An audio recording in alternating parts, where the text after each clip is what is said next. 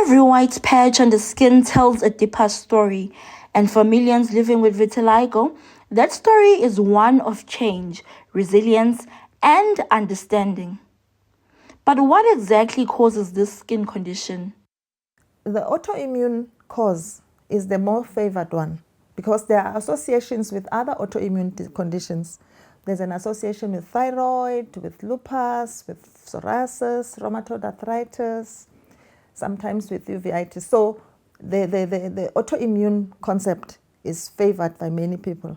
But we also know that genetically, it can be hereditary, it can be triggered or caused by environmental factors like stress, sunlight, sunburns, friction or damage of the skin, like in areas where there's tight clothing. We find that vitiligo gets worse in those areas.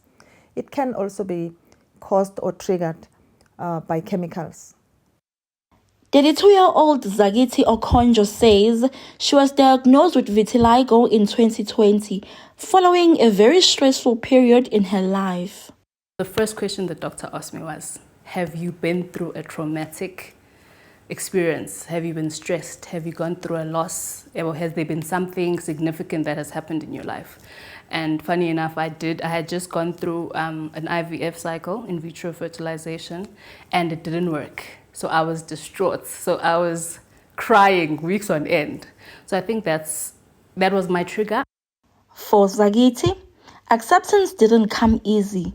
It was accompanied by a painful dose of discrimination as she navigated a world that misunderstood her condition. I always say that people that have other sicknesses or illnesses are almost privileged because at least they can take their medication in private. I'm walking around visibly with my disorder, you know. I'm changing every single day in front of people. I'm processing the change with people at the same time as people are seeing me, you know. While coming to terms with the life-changing diagnosis, Zakithi faced a wave of myths and misconceptions from people.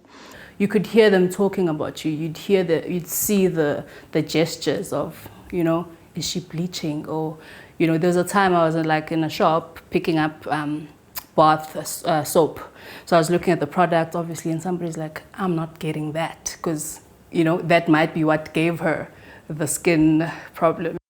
Although various treatments exist to treat vitiligo, there is still no cure.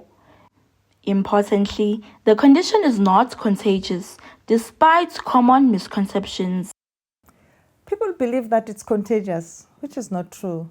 It's hereditary, not contagious. It can run in the family, not that they infect each other.